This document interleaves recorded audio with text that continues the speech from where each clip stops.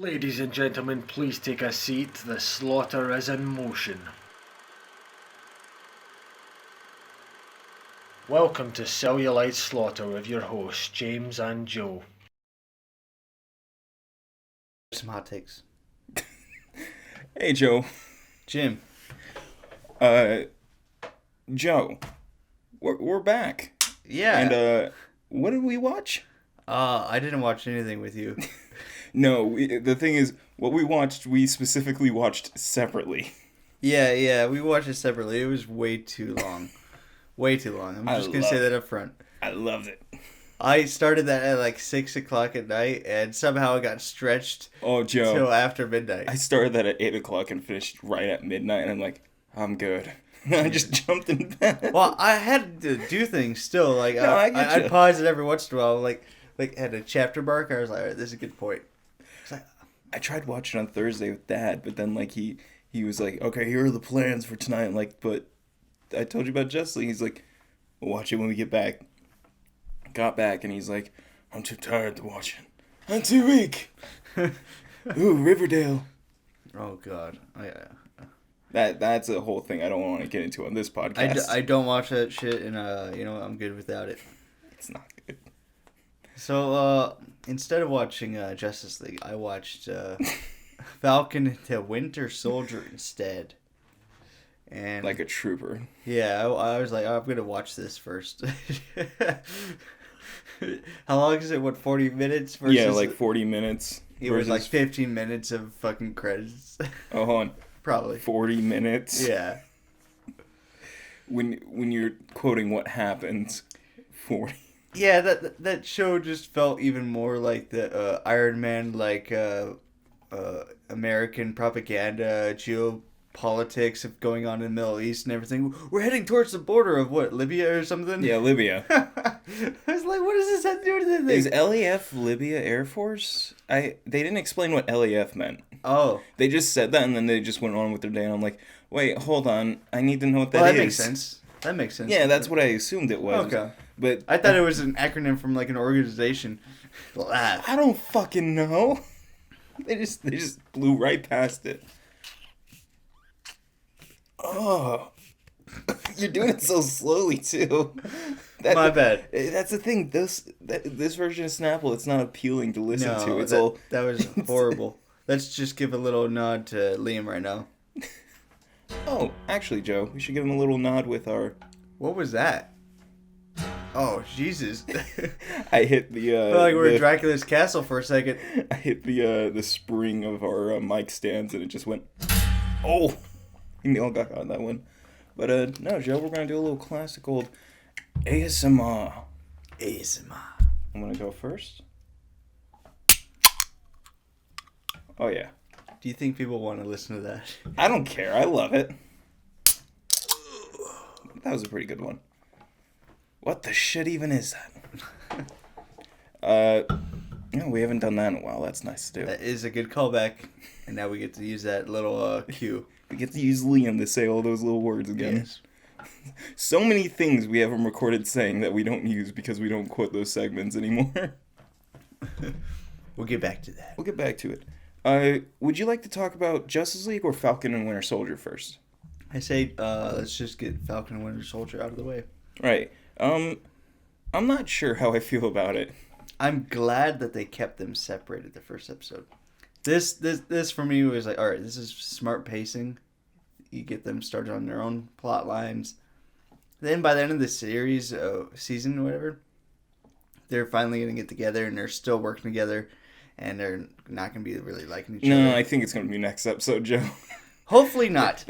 Our hope is that it's not. But knowing the show, it's I want next it to be episode the halfway or the episode mark after. in the season. You know, they need to meet at the halfway point in the plot.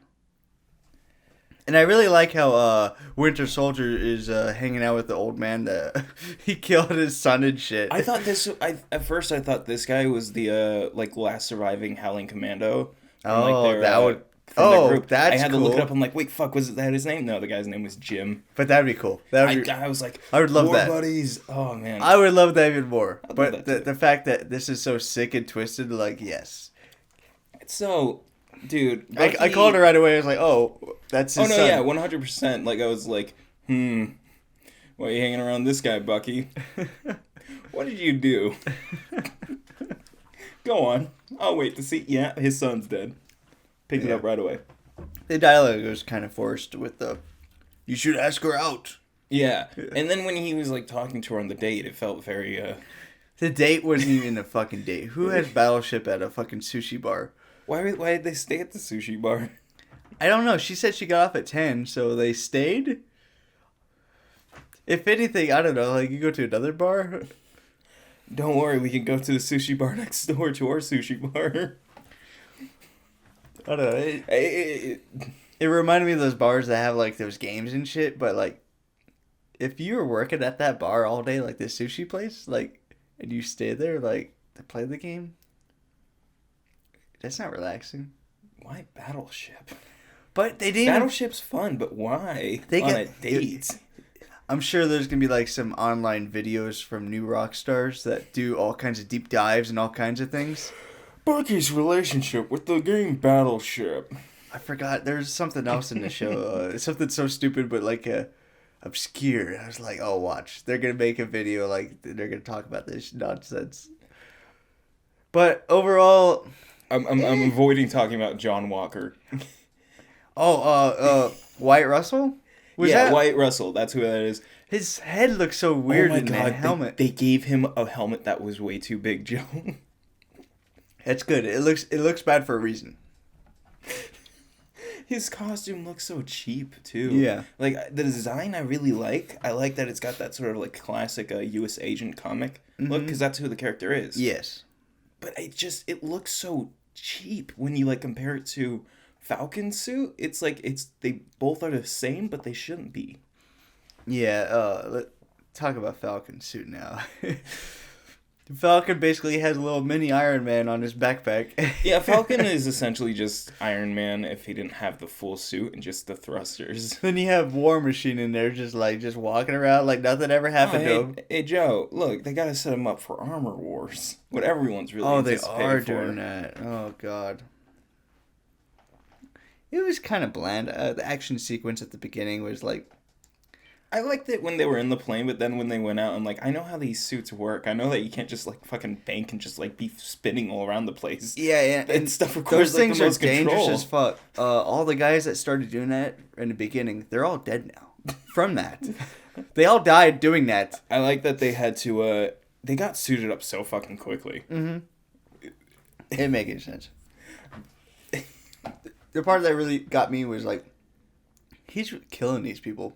Yeah, dude, he is not even like killing. He's pulling them out of the planes and letting them fall to their He pulled deaths. that guy out of the helicopter, and when that happened, I was like, oh my God, he just killed that guy like that? I'm glad I'm not the only one who thought this, because I'm like, I know we've seen Falcon kill, but we haven't seen him kill people in, like...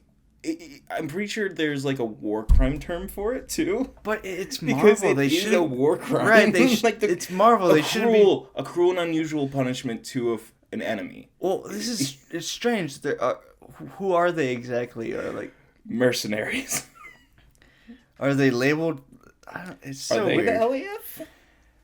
Right? Are they the LAF? Like, I am still unclear about that, but But the thing is, in Marvel, they don't usually kill people like that, right? No. I've seen Captain America throw a shield at people, but like never fucking like. Corridor even made jokes about it. They're like, yeah, these things cut people in half all the time. They had fucking Falcon cut a guy in half when he did his like little spin thing in Civil War.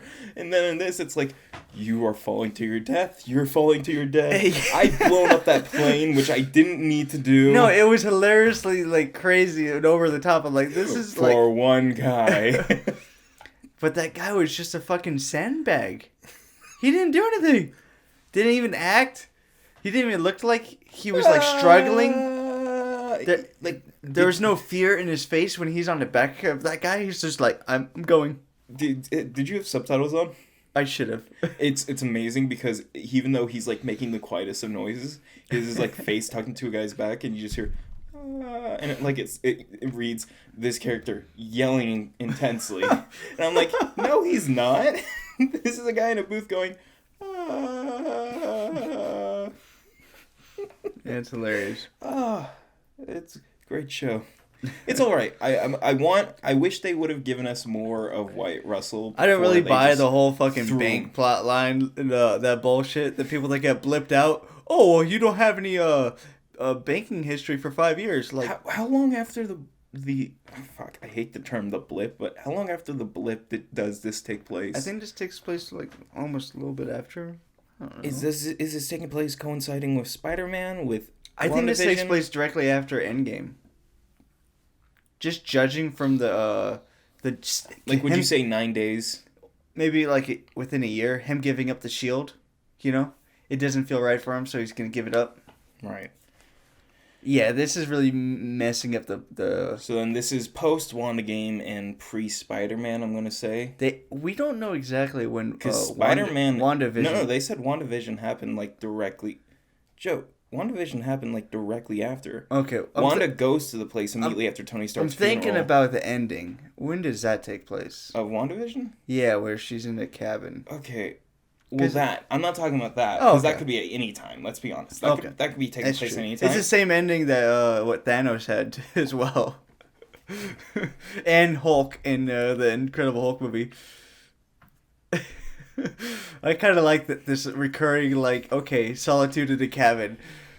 What do we do with this character now that they're leaving society? They go and live in a cabin in the woods. Iron Man tried to achieve that. A cabin in Nebraska. I've seen that cabin. The same cabin is in Godzilla. I think it's in the Godzilla movie. Yeah. Then there's a cabin on a Universal lot I've seen. Looks just like it, but I'm not sure. But I've seen it in other shows. Now I can't remember exactly which shows, but Which one was it? yeah, which one was it? Which one? But any final thoughts on Falcon and Winter Soldier? Like a rating that you'd give it for this first I episode? can't give it any rating, but I'm not sure how to feel. I don't know how to feel about it because I went into it was like, I guess, you know, like I wasn't Do you excited. know how much the budget for this one episode was? No. Like $25 million. Well, that's a lot of CGI. The big action sequence at the beginning was a bit long, and I feel like they're pushing it. Like, fuck it, we'll just make it longer. This is what they want. But that's when I lost like the appeal for me. The most interesting part is Bucky's conflicted nature. Bucky was my favorite part of this, and him waking up from the dream as Winter Soldier Yeah. was like my favorite part because it was like, oh, he's not even like sleeping on a mattress, he's sleeping on the floor. No wonder he's having fucking trouble sleeping. Get a bed. He doesn't have a fucking pillow. Did you notice that? He just has a blanket Just get a bed on a and cold like wood floor too. get yourself a purple mattress. We're not sponsored, We're but not- purple. I love a new mattress. Jim, this is how you get sponsored. This is how we get You sponsored. gotta plug We it. got a name drop. You gotta push the plugs. Joanne Fabrics. Oh god. Who can we call out? Yes, Jim. You know what kind of underwear I'm wearing?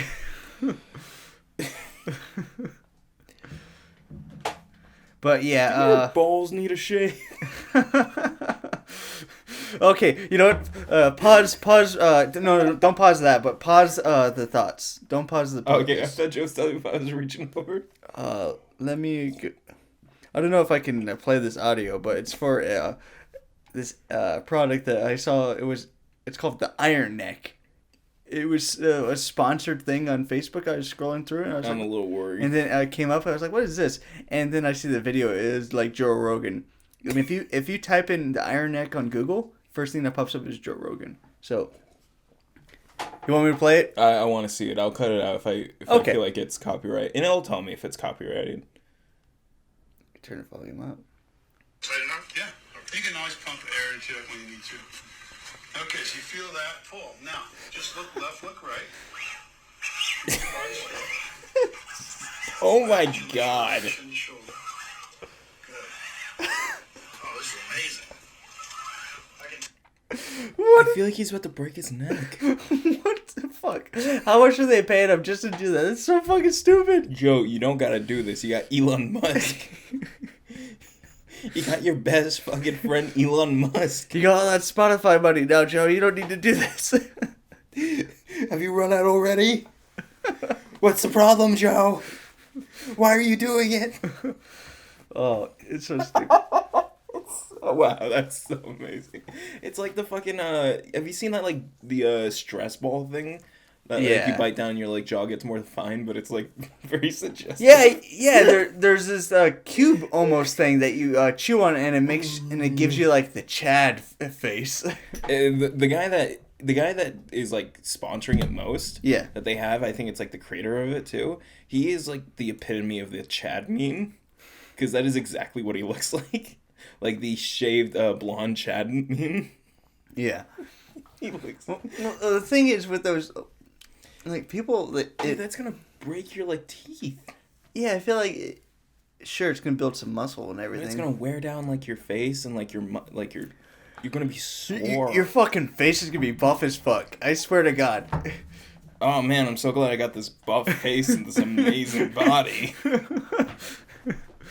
Should we gotta try out these products and see if they're legit? Just gotta name drop all of them. We could do a segment where we try all the what's the jaw thing? I'll You gotta find exercise your jaw. Free your mind. Okay. All right. We did not want to talk about Winter Soldier and Falcon so much that we talked We about. weren't. I wasn't expecting us to talk about it so much, but you know, we kept it in a very small time frame. Yeah, I just wanted to get it out of the way, and we talked about other things as well. You monster. I have a mug. I will use it. Interesting. Have gas will travel. Jim, what is that mug you're drinking out of? Oh, it is my Dad Boys for Life mug. What does that mean? Dad Boys for Life. That's what it means. I talked about the podcast that this is from last week, Joe. Oh, I zoned out. I'm aware. I mentioned like, oh, you've already turned off. I clock out. Whenever you speak of these tangents of like, oh, I want to talk about this really interesting It's thing. the recommendation part. This really That's interesting where we thing I need to tell you about, Joe, and I'm like, Hey, Joe, have you tried this jaw exercise? No, it's the Dungeons and Dragons podcast that I got this from. This is one of the mugs that they give like their Patreon supporters and stuff. Right. And people are on their Discord. I like it. It's a mug. just people like recording their conversations. I'm not sponsored by them. All right. Let's get to the. Let's talk about the league, I the guess. meat of this episode. And in honor of Justice League, we're going to make this episode 4 hours long and put it in a 3:4 aspect ratio. Which I love. It's the IMAX. I didn't, after a while, it kind of just like, I didn't even realize it was in 3:4. It kind of The just the more you watch it in the 3x4, the more you can appreciate the 16:9 within that frame. And it's like, imagine all the movies that you've seen in IMAX in theaters, then you watch them at home. And it's missing all of those chunks at top and bottom. Right, like there's so much in the screen that you're not getting anymore because it takes it away. Yeah. That's why I had, like, Johnny was like, I made a joke, like, look at that aspect ratio, like, as a joke, and Johnny's like, oh, what about it? What does it matter? I'm like, well, Do you not? It does show more. But she doesn't like movies. This is No, and I'm aware because last night we put it on, she's like, what is this? I don't like it. What is this? Why is there so much music at the beginning? And I'm like, well, they're setting it up, and it's like, oh, finally the music stopped when it cuts to Ben Affleck in Norland. Well, that's interesting with people. Well, like some people they like really love movies, and other people like they're indifferent to it.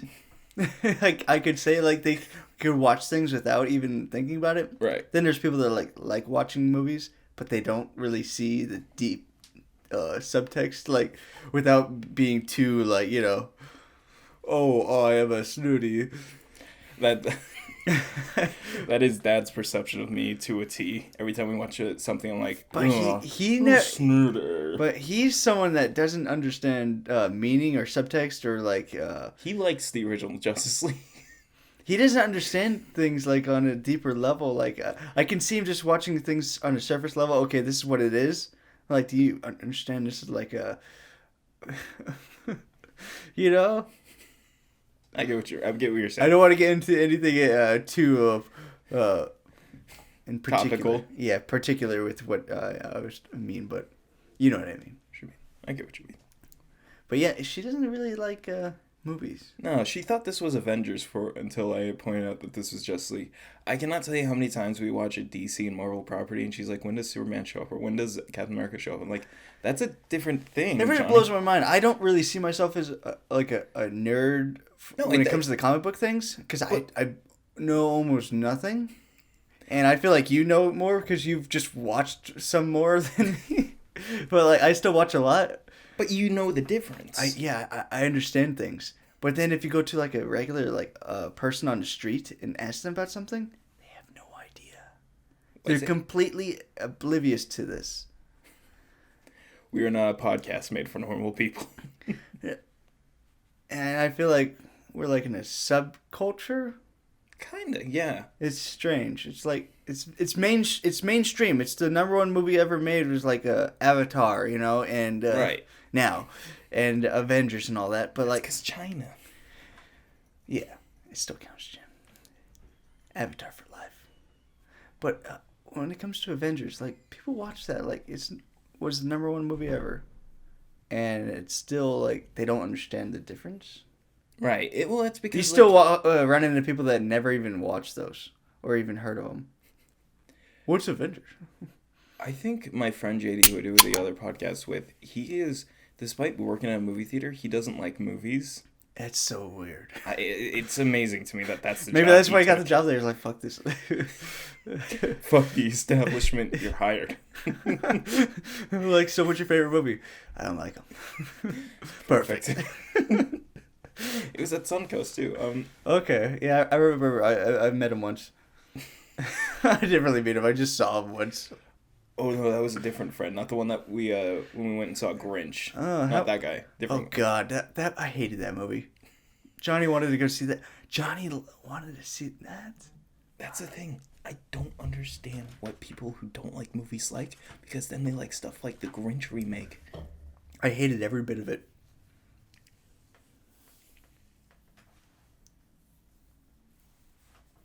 Weird. Yeah, but Justice League. I like a lot of movies, you know. I have a broad taste. I like my movies. Yeah. I like art house, like indies and, you know, old classics and like modern. Arch Enemy. No, not that. Then like blockbusters. Like, I feel like I have a very varied taste.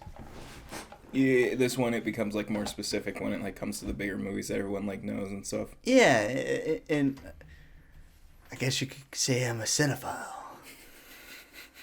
What are you, some kind of cinephile? Get him away from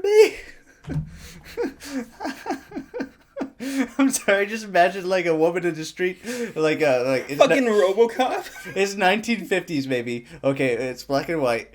And walk into the street, and there's a guy like in a fedora, like in a suit, and he sees me. Like, look, there's a cinephile, and there's a woman and her child. Like, keep him away from me. And then like cuts to you got a coat opened up with a bunch of movie VHS tapes stuck in them. Just like, I didn't do anything wrong. Runs off. That's great. We didn't make I didn't kill my wife. Oh God. I don't care.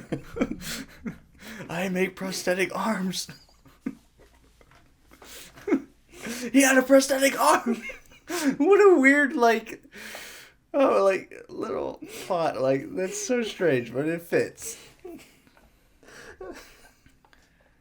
One of Tommy Lee Jones' best movies. So Justice League. All right, Justice League time. What did you think of this version of the opening compared to the original?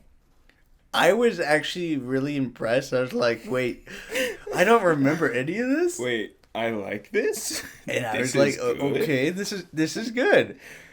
And I'm afraid to say my thoughts on the movie because I actually didn't have any problems with it. Oh my God, I was expecting Joe the Fully come in here just swinging at this movie. Instead, he's like, I liked it. Things were good. Yeah, my hot take is like, really, there weren't any faults because when I watched the original movie, I hated it. I didn't want to watch it again, even though it's only 2 hours. I was like, fuck this. I'm watching an hour and I'm stopping it. Right, no, that was entirely what it was, and then we left it on for Dad. And I was actually surprised. I take back a lot of the things I said. And that's So a lot of this movie was the original footage. right. And there's 4 hours of it. Somehow, somehow- despite it feeling like the last movie, you know it's new. You know it's something you didn't see. Well, throughout the movie, there's these scenes and like shots and everything. I'm like, I remember this, but how is it? Like, how is there so much more of it? Like, and it really, Steppenwolf was a character. I guess he was. I thought it just never was, and he was gonna make him into one, and which was possible because those are CGI scenes totally designed, but it works, and I don't feel like I need to pick into it whether or not if it was added or not. Only thing I can think that was really added was the end credit scene, Oh no, entirely. and 100%. But that made sense. Because, like, you can tell because Ben Affleck is, like, sickly skinny all of a sudden. Yeah, But, like, I'm glad that he got, like, back in the shape and he, like, got a rehab. And glad for him. I didn't really care. Like, I'm gonna talk about Joker now. I didn't really care. I like this version of it comparatively, though. Yes, it's an improvement from what it was. I think the moment that I liked the most was when, like, he stopped, like, trying to pick at Batman. Like, he just, like, kind of froze up and, like, just, you almost had me. Like, it felt slightly Beetlejuice, and I like that. There was almost a. It felt like he forgot his line. It looked like, but it didn't. And I was like, okay, what's going on? Like, it was. I can strange. see a thing that people are gonna hate was the, like, handheld camera and, like, it going in and out of focus. But when it pulled out of focus, it would obscure his face in such like a iconic manner where you'd see all the makeup. Right, it felt like the iconic picture of, like, Heath Ledger's Joker. Yes, like he through was holding the glass. Yeah, and he was everything. holding the card and the I poster. love that. By the way, In the poster of the Dark Knight, he's holding the card and the card's in focus and he's out of focus, and that's what it reminded me of. I thought that was a callback, and I really like that Zack Snyder and Christopher Nolan. They're really good friends on this. right. And he warned him, "Don't watch the original cut." Like, Don't do it, Zach. Zach can never know. I didn't ever think that would ever happen. I thought that after Man of Steel, like, he was upset because, like, this isn't the world that Christopher Nolan wanted to build. I don't recognize this world anymore, Alfred. Right? Yeah, because it's like it takes hints of Nolan's like dark naturalism, Right. but then it twisted it into like the Snyder, but like. He produced this one, right? Right. He helped produce this with, like, Ben Affleck and stuff. Yeah, that's cool. I like when Zack Snyder's name appears. It's on Ben Affleck's back. Like, I got your back, Snyder. What I thought was funny was when they showed the title of the movie. It was just like regular font. It was like a big deal. Oh yeah, I love that. I felt like that was such a fucking like a baller move. Like, I don't even need to flex. Just Zack Snyder sitting at his house with a fucking scar, just fuck yeah. Yeah, I don't need it to be the biggest font ever thrown onto the screen. It's just gonna be there in just the thin font. I love this cameo, by the way. It didn't even click to me. Like, I saw him, I saw the vest and everything. I'm like, you can see him twice. When it cuts to the other angle, yeah. I saw his face. I'm like, Zach. I noticed all the memes I saw were within the first 20 minutes of the movie. I want somebody to make a template of the Steppenwolf scene where he lands in the reactor and he goes, good, it's toxic, and then he turns to the reactor. I want that. Oh. I want somebody to clip that so I can then, like, screenshot it, because I'm gonna go, good, it's toxic, and then it cuts and the reactor is just Joss Whedon's head. Oh, that's a perfect meme format that's just waiting. Yeah, you know what? I like this movie, Jim. I am pleasantly surprised that you like this. And I didn't really care for the plot walking in. I was like, I know what this is all about. And the least interesting part of the movie was the boxes. The boxes themselves, yeah. Yeah, the boxes themselves and them as like a MacGuffin. Like, it worked a few times, but I noticed there's this repetitive nature with some of the sequences that have to happen. There's no way to avoid it in order for the story to progress. Right. You know where the story's going to end because you've seen the original, like the Whedon one, and how it ends and where it goes to. And with this one, you have to go through that again, but it's longer and stretched out and more character development. then every time the box, they have to, they're looking at it. They're all surrounding it, and they have like their swords pulled towards it, and they're waiting for something to happen. Oh, you're talking about like the specifically. Yeah, the every Amazons kingdom. and Yeah, everything. yeah, and you'd see that happening every time, and then they'd struggle to fight to protect it, but then Steppenwolf. Dude, the Amazons fucked Steppenwolf up for a good Yeah. second there. It was like, I felt like in the original, I felt like the Amazons got fucking whipped. But in this one, I was like, they kicked ass, dude. Yeah, it was very brutal. Just fucking like tanking like tons of them, but it doesn't matter because he's never gonna get it. Yeah, one of the ladies looked like Ronda Rousey. I wasn't sure. Ronda Rousey. But there was a point where they're like sealing off the temple and everything. Then they like close the final door. Then it falls into the water, and I was like, oh my god, no other director ever has killed this many women on screen at once.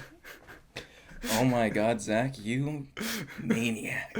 Zack Snyder's killed more women on screen in one scene than anyone ever in history. Think about it. I want to hear what you guys think. But then Steppenwolf, he gets out of the water. I'm like, whoa, that was kind of pointless. they all sealed themselves and entombed themselves to die for no reason. They're like, this is gonna work. And someone was like, Well, I kept thinking, I was like, you guys are killing yourselves for no reason. I think they were trying to like overpower him and keep him like, because they were on top of him. When I it was going know down. they were, but like, I think their plan was like to keep him like suffocated. I just knowing bleeding. what's gonna happen, like he gets Well, like, out and we know what's gonna the happen. horse chase and everything. The horse chase was amazing. So I noticed something with the character. I think the actress's name is Connie something. She's gonna be in that new movie, Nobody. She plays the wife of Better Call Saul guy. Yeah. Bob Odenkirk. Her character, she loses one girlfriend after another in this movie. Dude, Island of Girlfriends. How many hundred of them just went into the water? I noticed like she had the one that died underneath the horse or whatever. Oh, dude, that's like that actress, by the way, the one that died under the horse, is like one of Zack Snyder's like longest running stunt women too. Oh, okay. She was like back with him from Superman. She played one of the Kryptonians of Zod's crew. I think she played one of the I don't know who she played in Batman vs Superman. I'm pretty sure it was somebody though. I think she was actually Tess Mercer in that one. Okay. Maybe. I'm probably wrong.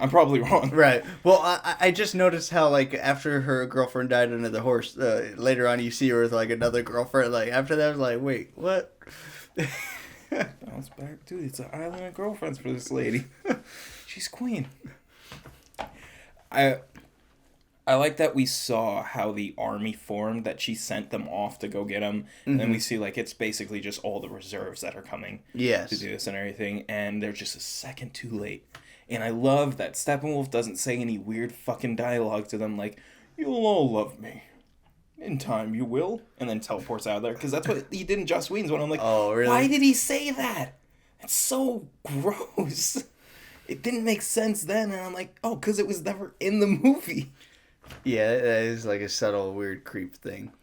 It like fucking ran chills up my spine because how gross it is. You know what I really loved? The not seeing Flash sexually assault Wonder Woman.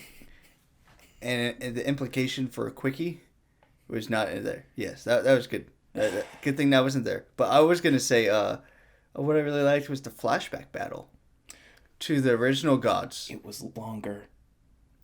It was longer? It was longer. We didn't see the Ares fight. We didn't see most of it. Okay, because I noticed they credited David Thewlis, and you could see him. It was CGI. Like, it was his face CGI'd onto the actor who played Ares. Okay. Well, that sequence I really loved. I was like, wow. I love that you could see, like, this isn't Darkseid yet. This is Uxas? UXAS. I don't know how his name is pronounced. Okay. That's him when he doesn't have his powers yet. And this is why he becomes this god and everything, because he was so mortally wounded. Yeah. I love that we got the info for it. And it wasn't even told to us. It was just shown. Yeah. That whole sequence of, like, it was like, okay, we're getting 300, like, style battle sequences. Then you see the guy that looks like fucking Leonidas. I wish they had Gerard Zeus. Butler. Yeah, Zeus. I was like, fuck. Dude, if Gerard Butler played Zeus. I know he's not the same age he was, but like fucking just like if you could just throw his face in there. You know that's why he cast that guy in particular, though. Come on, you know. That was a good callback. You know. I felt like he was doing like his like homage to all those different movies. I loved that we got to see the Green Lantern more than just like the one time. Yeah. We got to see like in his death in this one was very different from his death in the Joss Whedon one too. I don't remember. In the Joss Whedon one, he just kind of like gets stabbed like off screen, and then you see his like ring fly off. In this one, you see fucking Darkseid cut his hand off and then just fucking like stab him and try to grab the ring. Like, he was that close to getting it, and if he did, he literally would have become like the most powerful person in that moment. Good old Zeus just fucking Hayoukens him and everything. Yeah. He only got the one move, but I really liked it every time. Yeah, it was very, very cool. I love that his arms were just like always fucking made of lightning at the like hands and everything. That scene is just great. Then you see Wonder Woman's mom and him looking at each other. I was like, wait. You want to create a baby out of clay? I see the Amazonians and the Greek gods are all looking at each other and everything. What's going on here? Hey, Ares, nice to see you. So, Ares, I forgot. He's going to be in relation to Wonder Woman, her brother? Or oh, shit. She is his brother, technically, because Zeus helped make Wonder Woman as her father and everything. Yeah. So Ares is her brother. Yeah. Fuck, that kind of makes Wonder Woman a bit better, too. Yeah. Like that movie, when you like know that now. I was like, that's her brother. Like, wait. That makes that a bit better now. I'm glad Zack Snyder had that input within the first Wonder Woman, like, to improve it. Oh, speaking of second Wonder Woman, Joe, Wonder Woman flies in this. In the final battle, she does fly. Okay. We do see it for a second that she is flying. Did she, like, lasso the wind? I don't think she lassoed any lightning, no. Okay. I just don't know why they got rid of her sword and shield. In the 84. Altogether, Not just for one sequence, whatever, but like the entire movie. No, she's going to be a superhero that doesn't use any violence. She's going to lasso people. Continues to beat the shit out of White House security guards. Yeah. I still don't like the fact that she has to be like, this is the lasso of truth, and this is what it does to you. You know why they got to do it, though. I know why they have to do it. It's just. I love that scene so much more now. Dude, she fucking tanks everybody, and she super kills that one guy. And I'm not talking about when she does the bracers. I'm talking about when she throws that one guy into the wall and you see his neck fucking break. Oh, you know what? There's something I was talking about the entire time I was watching it. There's a lot of like architectural damage that I was really upset about. She destroys that fucking that building. She destroys the fuck out of that building. That building had such great architecture and gargoyles on the outside, and then the ceiling was so pristine. It can be she just rebuilt. fucking flies through and like. It can be rebuilt. Blowing up things in the whole wall of the building that had the gargoyles gets blown out. I'm like. There was a lot of scenes where it was like an actor like close up moving, and I think they had that for this scene, but it oddly fits. It's like what the Wonder Woman movie was trying to do with the Christopher Reeve type of style. That's what I got from this whenever you got the close up of a person like moving and everything, and it was just like them locked off. Oh, when Wonder Woman is looking at that little girl, I want to be like you someday or whatever, right? It looks like her, right? Yeah, no, I think that was the intention. I think they were like, Wonder Girl. So they're saying Wonder Woman gave away her baby, like. Am I not the only one who thought that she had a baby with Steve Trevor, maybe, or something?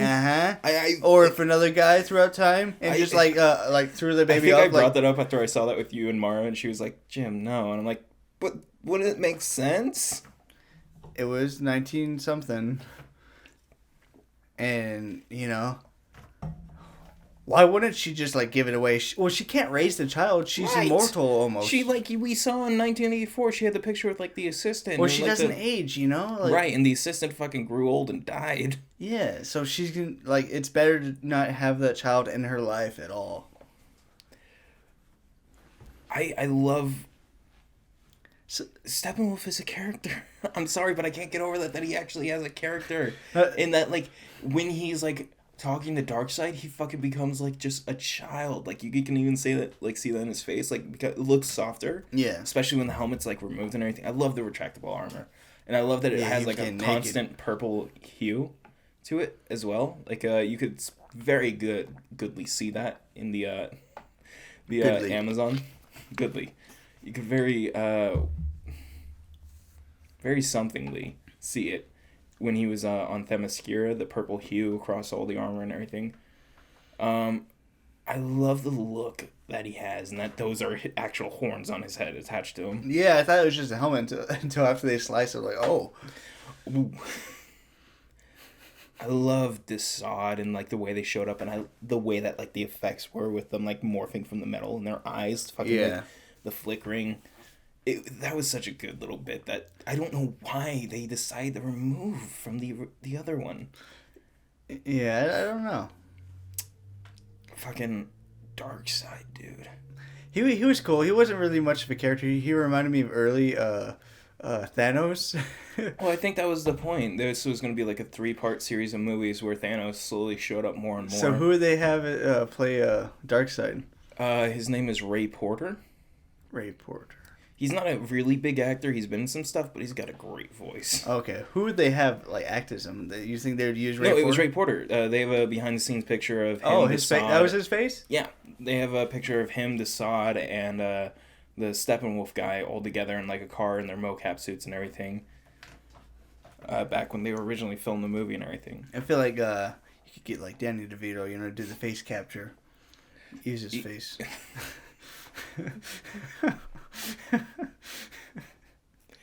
I love Steppenwolf's little star thing he puts on everyone's heads. Because you know why, Joe? It's Starro. Oh, the spider? Mm-hmm. Oh, okay. It's shaped like a starfish, and when it goes on there, it's got the pink color, and it goes on their head in the same way. It reminded me a lot of the same plot beat from Endgame, where Thanos searches the mind of that robot girl. Hey, but Joe,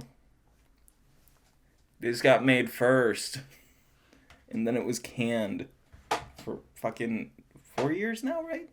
Because this was back in 2017. Yeah, but did Marvel get a sneak at that scene? Was that scene ever in the original cut? No, but it was like in the script that Zack put out and everything after like he got canned from like the project. Okay. He put out the scripts for like Justice League 2 and like the storyboards and everything, put all that out. He's like, well, this is never going to see the light of day, but I want somebody to see it, so here it is. Right, and they actually filmed all this shit. Yeah, and they filmed all this. This isn't like new added footage. This is stuff that's been I didn't done. believe it before. That there were 4 hours. I didn't believe that there's this much footage. Like I understood. I love that the Atlanteans got used more. They weren't just like quick one off. I'm not even going to bring up her. William Dafoe really looked like a lot like fuck. What's the guy's name that does the voice of Chucky? Oh fuck. I know this. It was just his birthday. I know this. Hold on. Well, yeah, he looked just like his character from Lord of the Rings. Brad Dourif. Yeah. Yeah, fucking James H. Janice always talks about him on Dead Meat and stuff. Kill count. Okay. I should have known that. Yeah, he looked just like Brad Dourif, like with that hair. Oh my god, he did. Especially like Child's Play 1. Yeah. I was like, dang. Like, fuck. Dude, Willem Dafoe was in this movie. William Dafoe playing. Loved him in it. I feel like he was like in his mind what he thought he was in like the lighthouse. His hallucinations. This was very Lighthouse-like. Yes. You don't know nothing. I need to watch that again. Take up your mother's trident. That's another little 4x3 movie too. Yeah. Oh my god, I didn't even realize that was 4x3. Yeah. So a black and white, Jim. Now that we're talking about the lighthouse. Okay, sure. We got to come back. How would this look in black and white? Because that's how they want to release it, right? I want a black and white. Are we getting a box set? Ultimate. I don't know if we're ever gonna get a box set. Are we getting a physical copy? I don't think we're ever gonna get a physical copy, but if we did, I'd want a version of it. Well, I feel like they're gonna give us a disc with the. If it gets enough popularity, but I think it might be getting drowned out by Falcon and Winter Soldier at the moment. Is it though? Kind of. Like, have you seen the top trending? I don't know. Okay, so I use like Twitter like to judge like if something is actually doing good. Yeah. Especially if they're trending, and when Justice League came out, it was good, but then like after that, immediately it was Falcon and Winter Soldier. So did all of the Marvel sacrificed Falcon and Winter Soldier on the day Justice League gets released just to like fuck it? We're gonna drown out Justice League for this, huh? I hope it gets popular enough that not only do we get Zack's sequel that he had planned. Have you seen the storyboards for that? No. Dude, the Injustice League was going to show up and it was going to have, like, Black Manta, Ocean Master, fucking Dr. Poison from Wonder Woman. Yeah. Lex Luthor, and I think Captain Cold for Flash. Okay. It was going to have the entire Injustice League, and they were working as, like, a counter anti-Darkseid force and everything. Yeah, it's a shame we're not going to be able to... We technically got to have Batman Squad. Zack Snyder said he... talked to Warner Brothers and they said they have no interest in working with him in the future. Fucking dumb choice. What? Dumb I choice. guess. If he goes over to Marvel, I will watch that because he would make something interesting that I think would be a good change for Marvel stuff. Yeah, I just feel if like they allow him. with Winter Soldier, like the weekly release they have going on right now. Oh my god, what if he made a Winter Soldier movie? Well, they have a weekly release with that show. It's going Right. to drown out the weekly like progress for Justice League And altogether. that was the thing. I was like, it's gonna fucking ruin Justice League, dude. Yeah. It's like all this. I'm so glad we got it, but it's not gonna have the popularity it deserves anymore. Yeah, Cyborg. I was gonna bring that up. Yes, Cyborg. I never cared for the character in the other movie. I was like, this is stupid. Like, Why? why? And you always had me like, no, but wait for this. I was like, Jim, why didn't they just give him his own movie or something? Like something with some like actual like plot and I depth. would have liked it if we had gotten a solo movie, but if we did, he wouldn't have had like the discovery of all these abilities here. Well, with this one, he had all the time in the world, like to flesh it out, and it made sense, like pacing wise, throughout this 4-hour movie. In this 4-hour movie, everyone got developed, and I felt very happy. I'm gonna just be honest. I was like, I like all the characters equally because they all have good development. I just didn't really care for Ben Affleck's character, like getting developed in this movie. He just didn't. I felt like he could have just been the Alfred for this crew. The final scene, Yeah. and I know we're skipping ahead, and I'm not going to mention who shows up because we also have to talk about him separately. Who shows up to his house in the final scene of the movie. I'm just going to mute myself right there. But when he shows up, in that moment, that is Ben Affleck's character coming full circle. Like, that is him, like, your parents would be proud of you. It was like he accepted that. Then he's looking at the house and everything. Right, and Yeah. that was like the end of his character technically.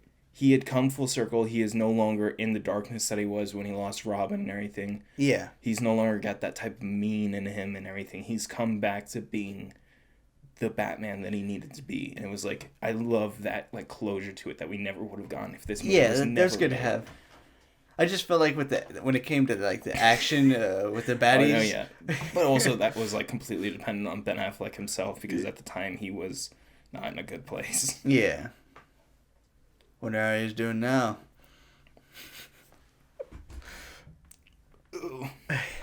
Silas Stone was a character in this one. He didn't just show up and then fucked off. Who? His dad. Cyborg's dad. Oh, you mean the guy from Terminator 2? Terminator 2. Had the same death? had the same death twice? I love it.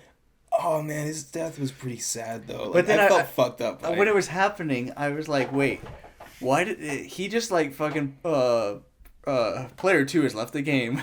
To me, his death is what would happen if Dr. Manhattan like did his thing to you, Yeah. but on a slower rate. It wasn't immediate, and you had like to feel every piece of it over like 20 seconds of time. Well, he already ran into fucking what's his face? Steppenwolf? Yeah, Steppenwolf. I was about to say Wolfenstein, but I was like, that didn't make any sense. Wolfenstein. Yeah, Steppenwolf. Like once or twice earlier. Right. And this time he runs into him. He's like, fuck this, I'm out. Kills himself. I think he was like, I'm not going to survive it this time, but I can do something that will like make my kid like Right. be able to. Well, did he need to be in that room in order to press that button? I think, well, it did show us he didn't have time. If he tried to step out of the room, Steppenwolf would have killed him before he could press the button. And he couldn't get the door closed in time to stop Steppenwolf from going and just taking it, so he just had to get it then and there. And then he like irradiated it so they could map it on from the satellites. Right, the heat and everything. At first, I was like, he's gonna try and destroy it because they set that up at the beginning. Yeah. And I was like, no, he's trying to get them to track it. Oh, That was cool. Ryan Choi was in this, who was completely cut out of the original, No, and replaced with the janitor for his scenes. So the janitor they didn't kill. The janitor didn't get killed. The janitor was in the movie, but he wasn't a weird main focus for no reason. And I brought up while watching it this time too. I was like, why is he mopping the metal grated floors? Johnny brought that up too. I'm like, well, you got to keep it sanitary. But she's like, but what's under the grates? And I'm like, Yes. grass? And she's like, then why do you got to keep it clean? I'm like, because they're working in a fucking lab. You don't just leave that shit dusty. You clean it constantly. No, I understand why. But also, Joe, they gave context for why he can go into the room. It's not just some random room he walks into. He has clearance to go in there, and it's after hours. Nobody should be there but him. Okay. I was trying to say that when I watched it this time, I was like, so he's just being a nosy janitor, got himself killed again. But they kind of clear it up. He doesn't die. How much you want to bet that FBI guy, when he was like talking to Silas Stone, and then they walked to the thing and the guy slammed the drawing against the wall? How much you want to bet him and the guy in the quarantine room, they were like, okay, when you see me walking in this hallway, walk up to the door and like time it with us, so when you get there, you just slam it like for dramaticness and just be like, that's what he saw. That's all I could think when I saw them. Like, they had this plan. I'm trying to remember. They changed the parademon drawing too. I told you there was a reason that it was like the weird close-ups of it in the Joss Whedon one. And then this one they're like holding it from a distance, kind of. Yeah. I like the drawing in this one in comparison to Batman. It looks like Batman. This one looks like Batman. The other one just looks like a guy going like. Yeah. It looks like Mothman. Yeah, that's what I was gonna say. It almost looks like a Mothman. That's what Mothman looks like. But the Asian scientist, Ryan Choi, the Atom. Yes. Okay. I knew at the end of the movie where they said they clarified his name and everything, and I was like, well, that means something. Because Zack Snyder had pitched for there to be a Atom movie after making this.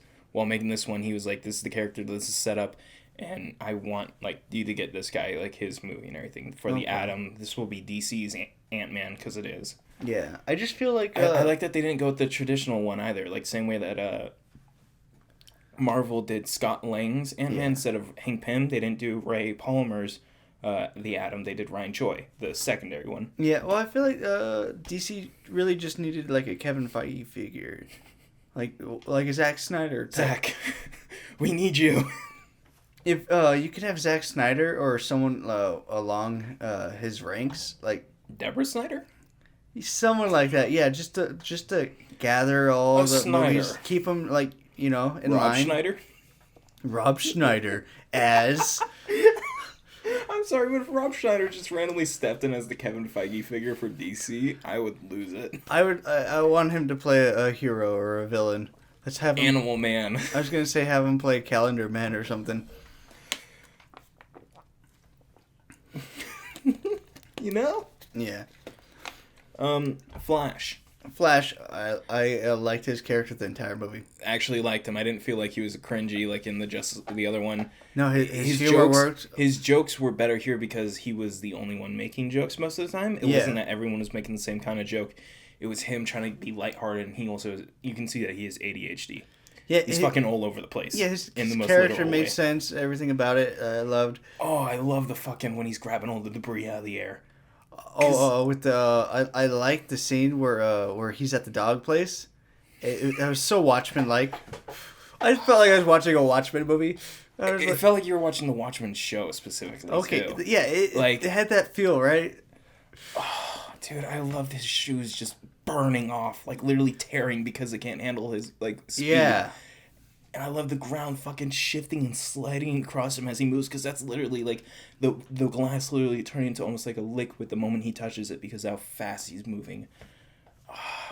And I know people don't like his run, which I kind of could see a little bit of when he poked the glass and he was running. He was like... There's a few moments where, like, weird, but I was like, maybe it just needs to be that weird. He's not a professional. He's not a professional runner. Right. He's, like, fucking flinging himself all over the place, which you see because he can't stop. Yeah. He literally just has to crash into stuff to stop himself. It's like It's good. He's not a full hero. He's still a beginner at this. Yeah, He's literally he never doesn't done know how to anything. do anything but run and move things. Right. I just push things really fast. Yeah. Wasn't in this one. I find it weird that they the reason they changed the scene for the Joss Whedon one for when they go across the bridge is because they didn't want to have the cyborg scene where he's like, I heard that you were real. It was like one at a time, and then they went across one at a time. In this one, it was like together, and then they all went separately, where it's like, not what I said.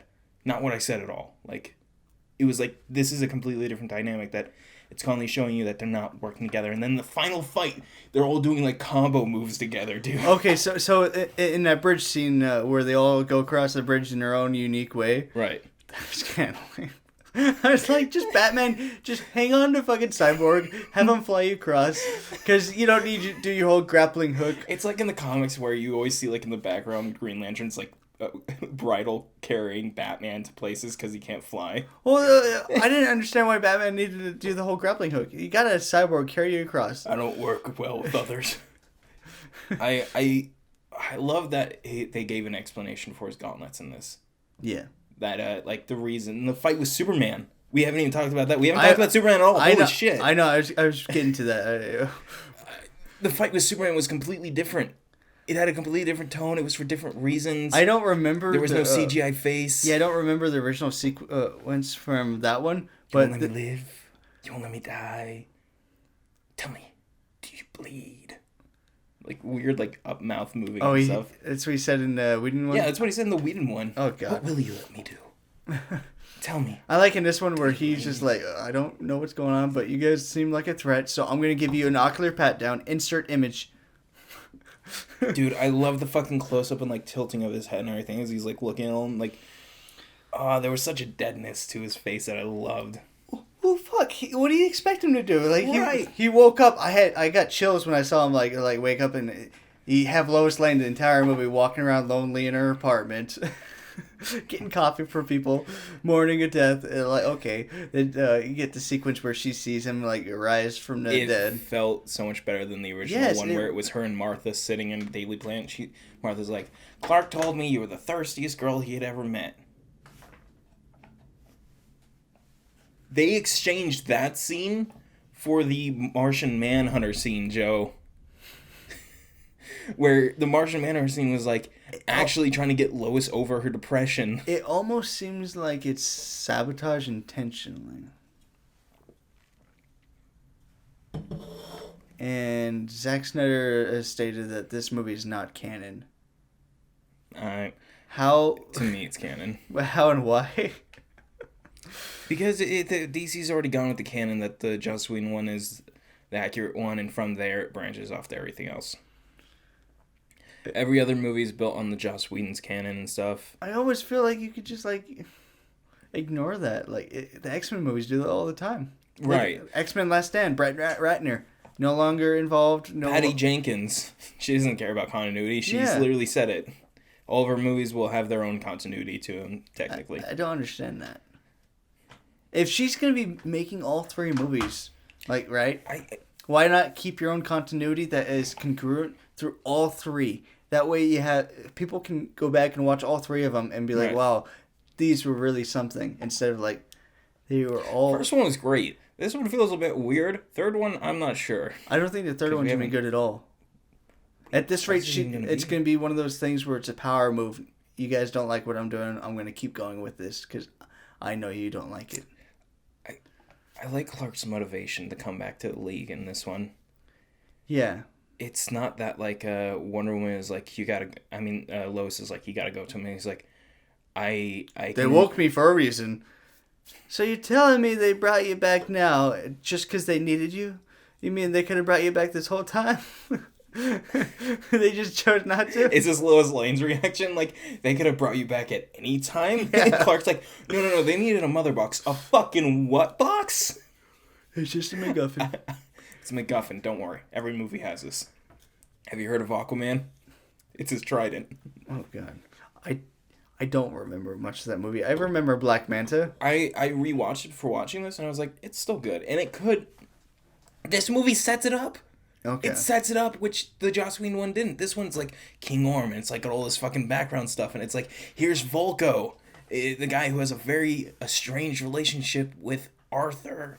This is important. Yeah. In the scene, fucking pop off that shirt, Jason Momoa, and every chance that you get. For the moms. Soccer moms are going to be like, woohoo! With the scene where he's in New Asgard. Sorry. very Atlantis? very Norway? Avengers Endgame-esque movie. There's a lot of plot beats. I see like Avengers You're like, huh? When was this movie made again? Yeah. Oh, several years before Endgame? So they have like a New Asgard for the Thor-like character who's like in fuck off. Well, the whole sequence up there, like it felt so different. Because the beats were different. There were things that happened. We didn't see the weird Aquaman But then you have drawing. the music, and it had... Was there singing from the crowd of people before? No, that never happened in the original. Wow. Well, that added like a whole level to it. Right. But then... They think this guy's a fucking god. Then there's... Yeah, that's what I was thinking. I was like, well, he's their god. They're singing to their god, and they're like taking his items and like worshipping him and everything. Yeah, she just had a crush on him. Oh, obviously. She like sniffing it and Can't shit. blame her. When he grabs the bottle and everything and he's drinking it in Whedon Cut, it's because it's cool. He's cool. Right. And this one, he's in pain. Monsters from the sea. Yeah, he's in pain in this one, and you can Right. feel it. Drowning his sorrows every second and you he have can. Nick Cave singing in the background. Yes. Dude. Loved it. I want the vinyl. Oh man, I want the soundtrack for this movie. Yeah. Such better song choices than like Icky Thumb in the original one and everything. I I like Icky Thumb, but it didn't don't fit. care for it in this movie. Like, that doesn't make any sense. Right, it didn't fit for the scene and everything. For as much as Snyder's known for his soundtrack, and Watchmen, it just like pops in and out, or like Right. reminds you, okay, this is what time you're in, and it kind of doesn't work, but at the same time you're like, fuck it. It's just awesome to listen to. Yeah, like, why am I This complaining? doesn't fit, but I fuck it. It's a fucking bop. Why am I complaining? Yeah, like, It doesn't fit, but I ain't gonna complain because it works. But in this one, it's the very sorrow like songs that are constantly playing. Mm-hmm. It's reminding you of like what these characters are feeling. Like, yeah. They say you're king. As the fucking waves are crashing over him. The long just shot on his face as he's like waiting to go into the water. That's something Marvel movies are missing. They don't have this. The Marvel movies, they have what's that composer's name that They all use. Yeah, it sounds I like don't the know. same thing every time. Every movie, dude. I swear every movie's just a riff of the same tone. Well, the whatever brothers' names are. Duffer Brothers, let's just say that. I know. Duffer Brothers. No, that's the Stranger Thing guys. Yes. I know, but those are the only brothers I want. Okay, whatever their names are. Can't remember what the director. The Coen brothers.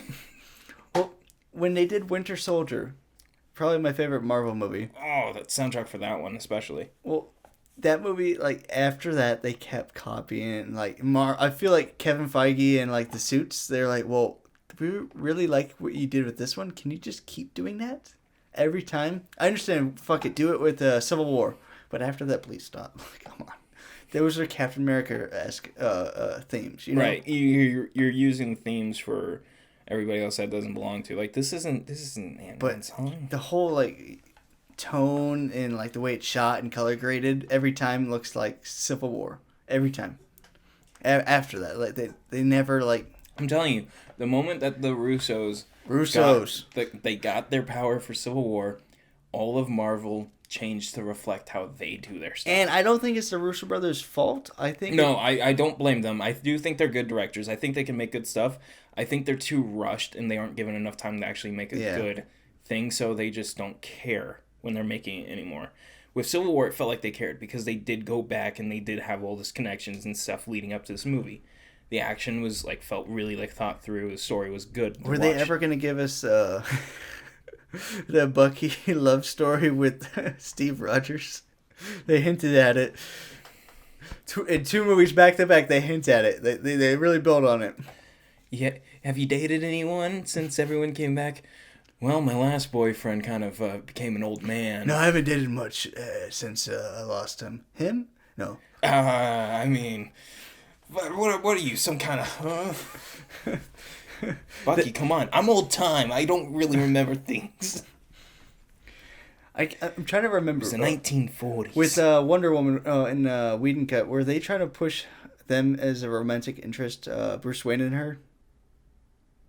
In a weird way. I remember it wasn't like the subtlety of like in the them reshoots. grabbing... In the reshoots, I remember them being in a plane talking. And Right, and that's not even a scene that happens. No. Like, people ask Zack Snyder about that, like, hey, what's with this scene where, like, Wonder Woman walks in on Batman taking off his shirt while wearing, like, a weird cape out of nowhere? And Zack Snyder's like, what the fuck? I hope he watches it. I want him to watch it now. I want him to watch it now and then be like, look at this piece of shit. I want him to do a live watch, too. Yes. Yes. Oh, I love a live watch of Joss Whedon. And then he, like, stops and goes, like, what the fuck? I would love that. What is his color he finally rating? watches it. If he didn't watch it before making all his stuff, What's his color palette? What the fuck is happening? I know he's seen the posters. Why does Batman have this weird shirt on under his suit? He does? Yeah. Batman, like, in the Joss Whedon one, when, like, Wonder Woman's helping him pop his shoulder back into place. What? He's wearing, like, this muscle Why shirt. is she doing that? I don't know. Because, like, it's after the Superman thing, and then he's like, oh, so he's definitely broken. Like, fucking, like, that was even a weird scene, but, like, in that, like, he takes off his, like, apparently his Batman shirt and pants are two separate items, according to this. And he takes it off, and under it, he wears, like, a muscle suit, like cosplayers wear. But it's, like, all padded, so, like, it's, like, defined on, like, his abs and everything. It's not like it's his actual, like, muscle poking through the suit. And I'm like, no! The whole point is that this is his actual body reflecting through the suit. It's not that he wears, like, a fake muscle suit underneath. Yeah. Ugh. I just hated that. It's like, why even fucking wear the bat suit over it then? Like, what's the point? Just wear that. Yeah, that don't make any sense. But Martian Manhunter shows up, Joe. Yeah. And I love how limitedly he is used. He's still too scared to fight, but then he sees that the Justice League can win.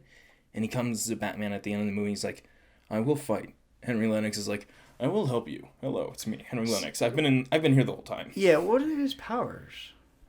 So essentially, Martian Manhunter is Superman, but his weakness is fire instead of kryptonite, and he can shapeshift. That is literally the full extent of his powers comparatively. He has super strength. He doesn't have he has heat vision. He doesn't have like freeze breath or any of those like specific powers. He's can move very fast. He can fly. He can go through walls. Like he can like make his body intangible and move through stuff. But that's about it. Like those are like the big things. Okay. Just think Superman, but like without a couple of things and with this instead of that. So the freeze breath was used here, like it was in the Joss Whedon one, but it was used differently. In the Joss Whedon one, he shows up, freezes the axe, and then Wonder Woman breaks. In this one, he freezes it, fucking breaks himself, and then just beats the shit out of Steppenwolf. Interesting. What did you think of Cyborg's Nightmare Flash?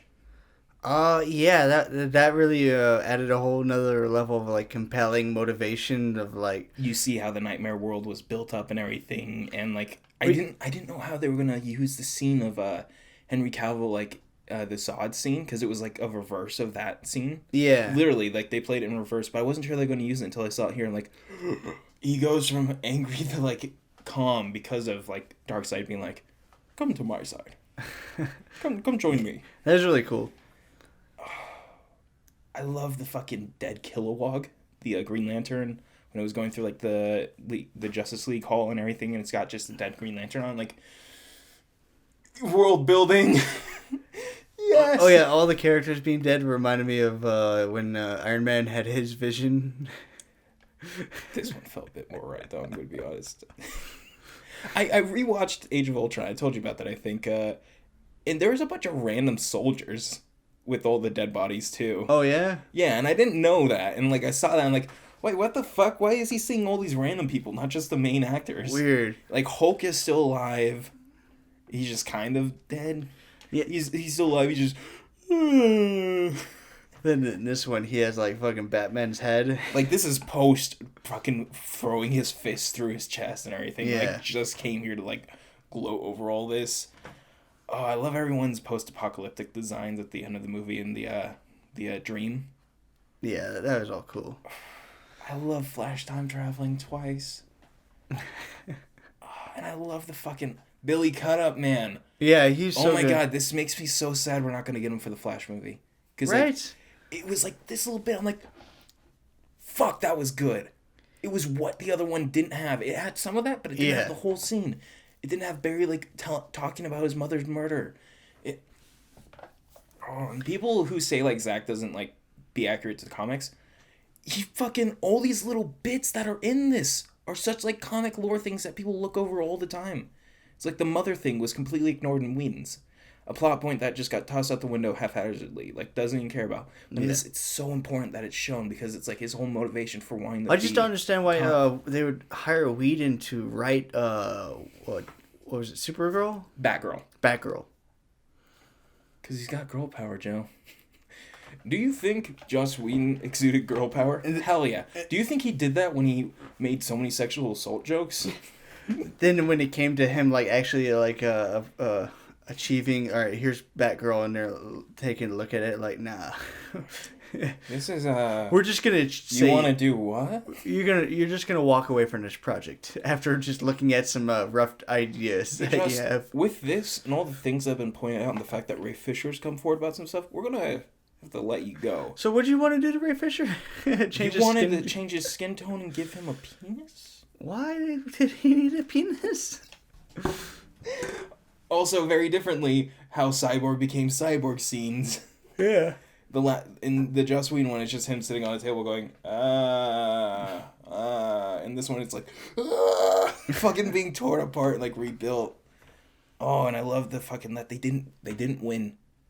They didn't win until Flash stopped time and reversed it. That was really cool. They lost, and I love seeing everybody be rebuilt. I loved the world only coming back because Flash was stepping forward and it was rebuilding itself under his feet. And the fucking motivational speech he was giving to him, literally quoting word for word what his father said to him. Your son was one of the good ones.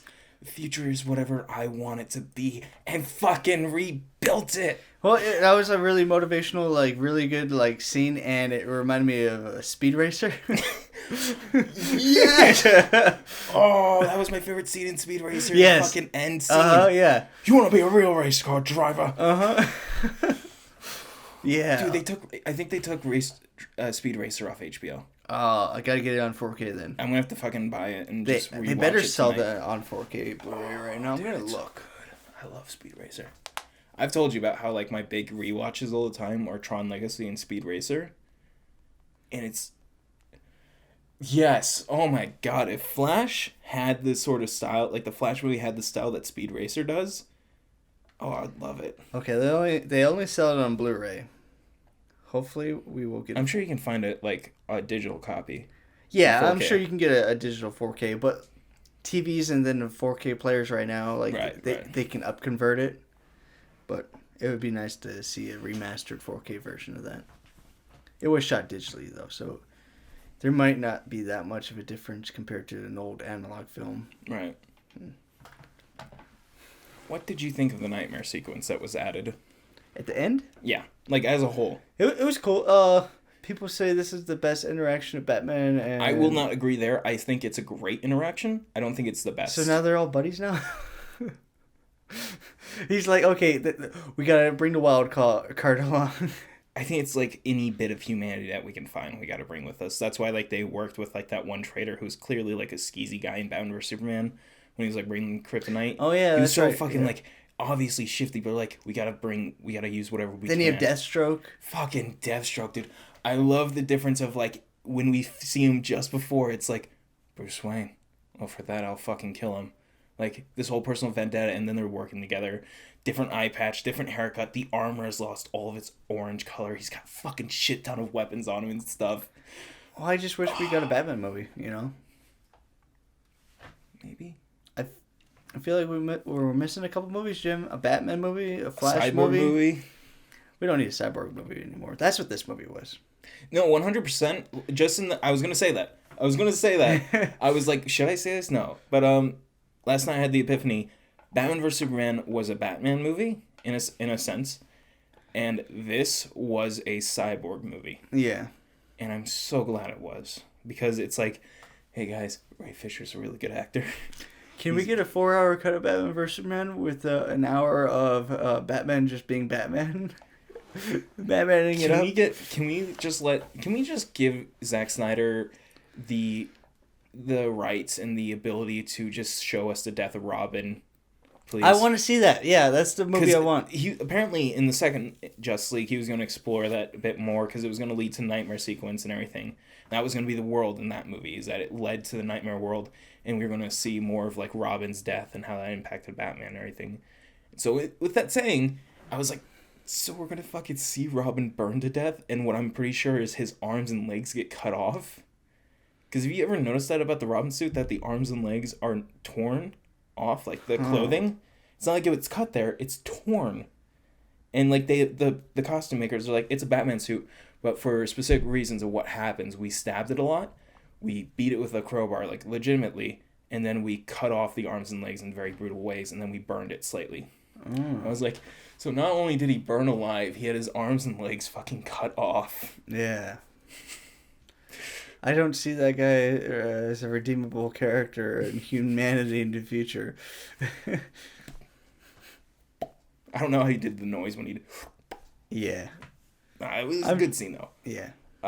Mara was, like, my least favorite part of this movie as a whole. Her accent is so bad. I'm glad they changed the accent. It's neat to know that they changed it, though. What was it before? She just talked normally. They did a redub over in the Just Whedon one because the scenes were the exact same, but she was like, like she talked in normal voice and everything. So in this one, it's a dub or... No, in this one, it's a British accent, the original.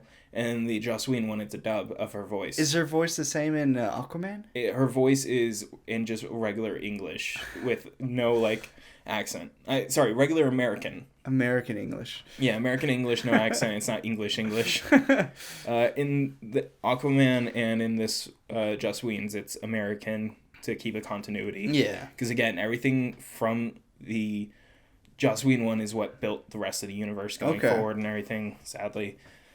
But, so in this one, she has a British accent for some reason.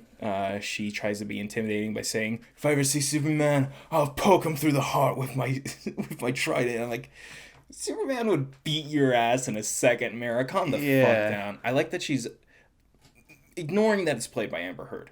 Ignoring that. I didn't really care for the performance. Ignoring that, I just like the details of like her carrying around the water jugs and everything. Water jugs. Yeah, that's what those gasoline tanks were. Oh, that's right. Okay. I love that Cyborg wears a cloak to hide the fact that he's carrying a Gatling gun. It looks better in this than it did in the trailer, by the way. Yeah, it did. The CGI. Yeah. Which you point out to me. You're like, I sent you just a CGI. screenshot. I was like, okay, this just looks bad. I was like, it looked very 2D. Is what it'll grow. Meant. It looked 2D. Like you could see the elements of like, okay, foreground, background. Like they look completely separated. I like that. This is clearly like before they send Flash to the future. This is all that because Flash's armor is still kind of stripped down. He's missing a shoulder piece. He's like, his armor's not fully built. I love that it's like kind of classic Iron Man movies where it's like a big helmet that just breaks off and doesn't like just form into nothing on him like the nanotech suit. I hate the nanotech. Thank you. The nanotech suit sucks. It's so Iron lame. Man 2 suit was the best. It fucking was. Even if it was just in a suitcase. Like. Oh my god, I'm so glad that's the one you were talking about too. I was like, the suitcase one was the best one. Yes. The fucking scales. I love the scales every time. Always going to be the best. Mm-hmm. And that's exactly the feelings I got with this Flash suit. I'm like, this is the peak Flash suit. This is the peak all of your suits. Yeah. This is the best you're all going to look. We didn't even see the badges, really. But I love that they were there on Joker. And then Superman showing up and everyone fucking...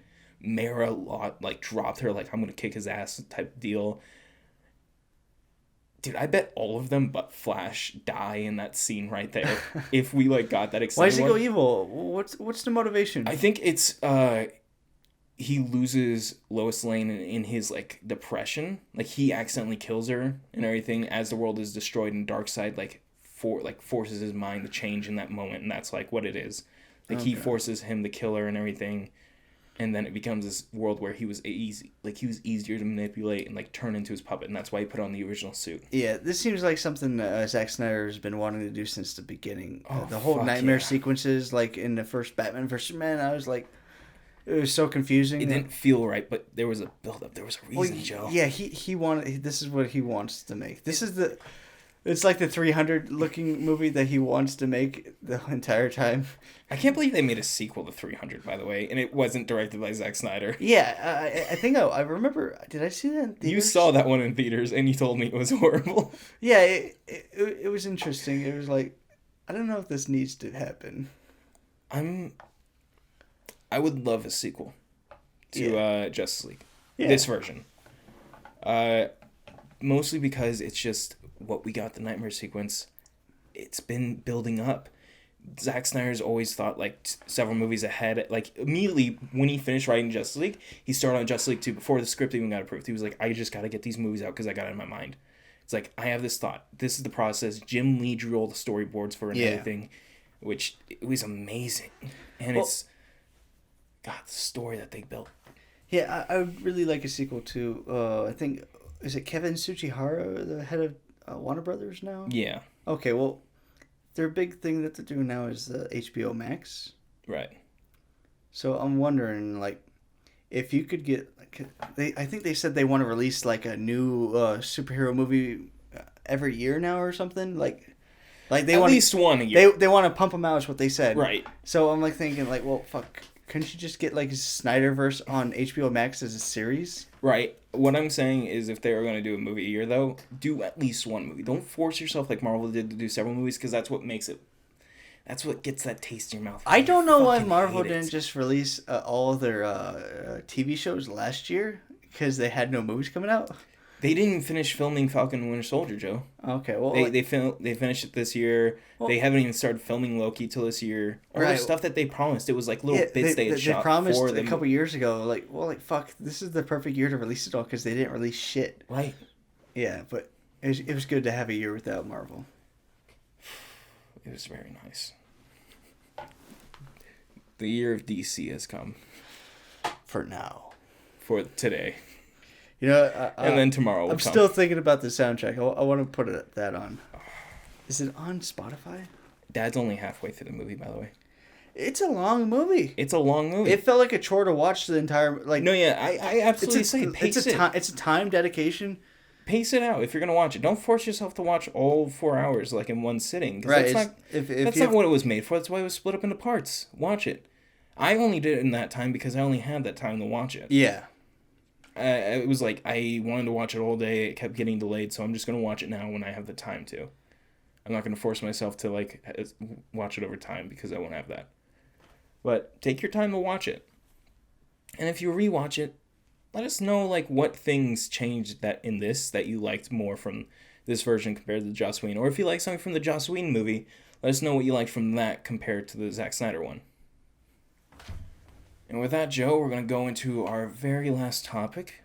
Oh. Our recommendations. Our recommendations. Yeah, recommendations? Let me look at Letterboxd. What have I watched? I don't think I've watched anything this week. This week, I watched nothing but Zack Snyder's Justice League. I watched... the build-up to it was just... The only thing I watched was Thief, 1981 movie by Michael Mann. It's in the Criterion Collection. If you haven't seen it, watch it. It is a classic, and it is mind-blowing how ahead of its time it was. Soundtrack, visuals, story, character, it's all there. All the tropes. This is the original. Very nice. Go check that out, guys. There'll be an image and everything up on screen. Yeah. Go check it out. So I know Jones is going to tune off here, per usual. What? My recommendation is another podcast. I think that's going to be my thing, is that if I've got a podcast I'm listening to, I'm just going to recommend that instead of like a movie or show. But it's the Face Jam podcast, where every 2 weeks, 4 hosts go eat a specific type of food that is limited. And usually you'd think they would like eat on mic, right, Joe? What's that? You'd think that they'd be eating on microphone, but no, nobody wants to listen to people eat. It's gross. So they eat before and then they talk about it after, and it is funny as fucking hell. I'm not joking. These are some hilarious guys who are doing these bits. So what do? They eat, then they talk about the food they ate? Every fortnight, 2 weeks. Not the game. What's a fortnight? 2 weeks, every 2 weeks. Okay. Like every bye week, every fortnight. Okay. That's what Fortnite means. It's not the so video game. So you're only supposed to play the game every other week or something? You play it in the weeks in between, so you can keep up. Gotcha. But every fortnight, which is 2 weeks, not like the game, they put out a new episode, and they've got some fucking funny episodes. They do some exclusives to where they live and everything. But they talk about limited edition food, where they pick it up, they eat it before, they have a little talking, and they go into some facts, which I'm putting quotes on facts because, I don't know, some of them are pretty goddamn biased opinions. Interesting. It's funny as hell to listen to, and it's where a certain quote on my hat comes from. 100% eat with the burger bun. Interesting. Joe thinks it's an innuendo. It's not. It's just about eating It looks food. like an if innuendo. If you listen to the podcast, it's like the second episode they explain it. All right. It's fun as hell to listen to. They got some great hosts, and they have 4 episodes where they did it live and on camera in their van that they now film in and stuff. Creepy van that says 100% eat on it. It says Face Jam on the side, actually. Oh, God. And it can't even run because the engine doesn't work. Interesting. They have to push it around or get Where are these guys located? Texas. Texas. Okay. Austin, Texas. They got a lot of good food down there. Oh yeah, that's the great thing is that they like constantly talk about like we have so much good food and we're eating fucking McDonald's. I will have to listen to the podcast. I suggest anybody. It's basically a podcast for any audience. Jim, what'd you eat last night? Pizza. Pizza from where? Pizza Hut. Pizza. Okay. We had free points, so I was like, "Fuck yeah, we're gonna get free pizza." This is where you talk about it, like sell the pizza to me, Jim. Sell it. Sell it. So the pizza was thin crust, black olives and sausage. Oh yeah. With a cream, cheese cream sauce, Alfredo sauce. What the fuck? Cream cheese sauce? I was not cream cheese. I was going cheese cream to make sure that you all sounding appetizing. I was tasting it's the Alfredo in my sauce. mind. They listed it as white then sauce. You're like this creamy cream cheese sauce. I'm like, I didn't say cream cheese, but they also listed it as like white cream sauce, and that's just gross. So I always say like Alfredo sauce or something. Alfredo that's sauce. what it is. This sounds really good. They got that in it. It's nice pizza. I always love getting it. It's the best kind of pizza. Okay, I think we're gonna end. No, you ask me, Jim. Okay. Oh, what did I eat? I went to Texas Roadhouse for the first time last night. Oh shit! The Texas Roadhouse, not the Roadkill place, right? Not the Roadkill. Okay. I've been there many times. Roadkill is amazing. Yes, we can talk about that It's our another little day dime. on our food podcast. We should start a food podcast. Oh God, Jim. Yeah, I tried that. Texas Roadhouse. What was it? Wow, it has a lively energy to it. And it was really good. Really good. What'd you get from there? I got the combo appetizer, substituted the buffalo wings for fried pickles. Fried pickles, Jim. I hate pickles. They're really good. I hate pickles. But fried pickle chips are the best. Potato skins and rattlesnake poppers. Probably one of my favorite things. Like rattlesnake meat? No. Okay. It's like a little hush puppy made out of potato with jalapeno cheese inside it. Oh, okay, I get it. Oh my God, I love that. I'm very sorry for punching the microphone. I'm going to mute my audio right there so people don't hear me accidentally punch it. That was so good. I really enjoyed that. I'm glad you And enjoyed I got like a ribeye steak. Really good. Then their bread was so nice. Like, was it like soft or like that kind of like So good, soft sour, and warm. What kind of bread was it? It was like a little roll. Was it like a wheat or like a just regular kind of bread? I don't know. Like average, like a white bread and stuff. It was white. Okay. Yeah. Just regular bread then. Yeah. Okay. And this reminds me of something. I've been watching this show on YouTube. It's where these two guys. I think it's one of those. I don't know if it's BuzzFeed, but those two guys, they go eat food and everything. Oh, it's like the $5 to Yeah. $100. Yeah, it's BuzzFeed. Where Okay. they constantly harass binging with Babish because they always see him on the street. Have you noticed that in their videos? What? Oh yeah, all the time. Like every time I click on a new video of theirs, I always see like, or any time I click on a video of theirs, I always see them like finding binging with Babish on the street because they film in New York. The white blonde guy and the Asian guy. Yeah, they always find him on the Really? street and they're like, it's binging with Babish, pull over. They like go and they like attack him. He's like, holy shit! Like always gets spooked by them. Oh, I gotta watch more of them. Yeah. It was like every time I would click on a video of theirs, that would be a segment. I'm like, they're harassing this man. Interesting, They're okay. following around the street and they're like, let's get him. Yeah. Okay. I gotta watch more because They got some interesting videos. Though. Yeah, Like, you see the different kind of foods and stuff. yeah. Then It's the very restaurants and interesting. everything. I like it. Learn a lot of like. Okay, I like that. they don't do like any big brands. They do like only local types of food. Yeah, and which stuff. is nice. It's nice that you're not getting like, and here's a Big Mac for $6. Like, no. Here's a real burger that somebody made. Here's a Five Guy. I watched the bacon one. I was like, fuck, they go to this bacon place, like $1.50, and like it was like a float of bacon, like all different kinds. For $1.50? Oh, each or something. I don't know. Okay. I was gonna be each. Yeah. Holy shit! It's just like a piece of bacon, but like It's there's gotta be the best bacon ever. Well, It costs that's what they're $1.50 by itself. That's what they're saying. It's like it's a very fancy bacon. It's very big and like tasty. Looks Okay. very nice. I trust them. They eat a lot of food. Yeah, they do. They did not. The man, mac and cheese episode I watched, I could tell they didn't really like the mac and cheese. I'd imagine that like after a point, like you'd probably like be kind of sick on a day. Like you'd just be like, Well, the one guy's lactose intolerant, which oh. I'm sure he has to take pills for that or whatever. Speaking of like, so it was one of the people on Face Jam. Oh God. And he constantly doesn't take his like pill or drink his like thing every time. Like, did you take your pill? And he's like, no. And they're like, fuck, get out of the room, get out of the room. Yeah. That was a really good show. Yeah. Recommendation for a podcast. Actually, I have. Yeah, do you got any podcasts you want to recommend? Show Me the Meaning by Wisecrack. Have you listened to that one? No, I have not. Okay, well, Jared left recently, and I've been going. Jared from Subway? No, Jared from Wisecrack Gym. He left, and I felt a void in my life, so I went back and started listening to some of the old podcasts, and they have some really good ones. Recently, they did the Carpenter for a month, where they went over the John Carpenter movies, and quite a listen. Really enjoyable. I've actually got another podcast that, because we're already making this a long episode, I'm just going to throw this one last one in there. Yeah, why not? It's a new podcast that just came out called No Dumb Answers with Mark and Brad. Okay. With the titular hosts, Mark and Brad. But actually, Mark and Brad are missing, and their assistant and anyone that can scramble up from the studio have to take over. It's a very interesting show where the premise is that they're lying to you about there being two hosts called Mark and Brad, who are your stereotypical podcast hosts like me and you, Joe. What? Mark and Brad are two straight white guys who are gone missing, and now they're being replaced by anyone that isn't a straight white guy on the podcast. Why? I don't know. They wanted to change up the game and everything, and they've gone missing, so everyone else that works at the studio has to take up the stand to like be like, where are they? Well, here's what's happening in the studio and in our lives and stuff. Okay. And it's like somewhat fictional and everything because Mark and Brad aren't real. Just spoiler. What? You got me all invested, but then Exactly. These are people who are playing characters and everything, but they are using their real names. These characters are essentially them to a point, and these are their real stories that they tell on the podcast and everything. But it's just a joke on who Mark and Brad are.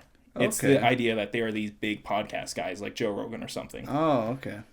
It's really funny. One of the people in it are a producer for the that network who also does Face Jam. Yeah. He's one of the people on that who gives like the fact sheet and does like the whole format for it and everything. He's a really funny guy who appears on a lot of their podcasts and stuff. I gotta check it out, I guess. I'd suggest people check out these if you got the time or if you got like room in your podcast schedule already, because I know people are already suggesting like tons Yeah, I've of been working podcasts. nights lately, and I've just been listening to podcasts. That's how I used to have to do work, and that's why I got like so many podcasts I'm always like listening to and recommending. Okay. It's because like at work it was just here's one after the other just queued up. I had a podcast for literally every day.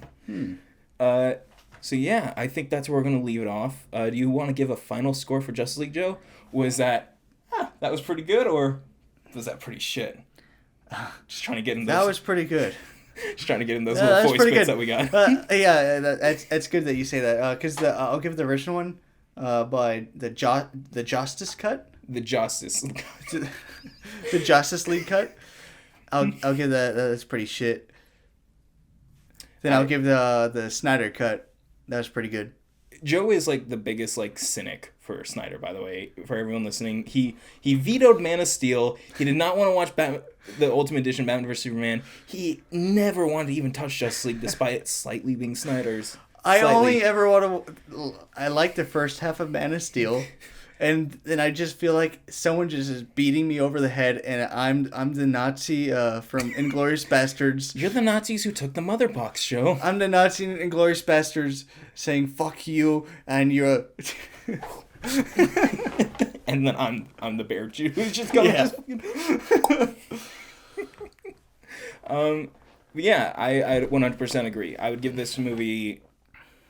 Yeah, this was pretty good. I don't want to give it like a numerical rating. Yeah, I don't think I can give it 4 or 5 stars or anything, but like even at 100%, I couldn't like choose somewhere in between that. but I can give it a positive rating. Yes. A thumbs up, indeed. Yeah. And Joss Whedon's, I would give it like 80 thumbs downs. It is quite an epic. It's something. And 4 hours, yes, but like do pace it out. It's supposed to be seen in like the parts and everything.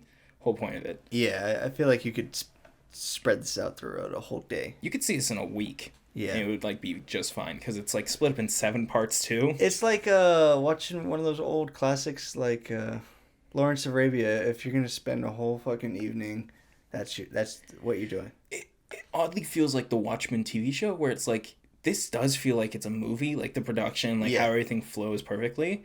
It feels like if this was put into like one long cut, it would Well, be like now I really want to watch Watchmen, a TV show now. just on a binge because Yes, like, because it's the same thing. I had to watch that one on a weekly basis, and I hated the fact that I hate it because it was so good, and they didn't explain a couple things like who the lube man was. Yeah. But we all know.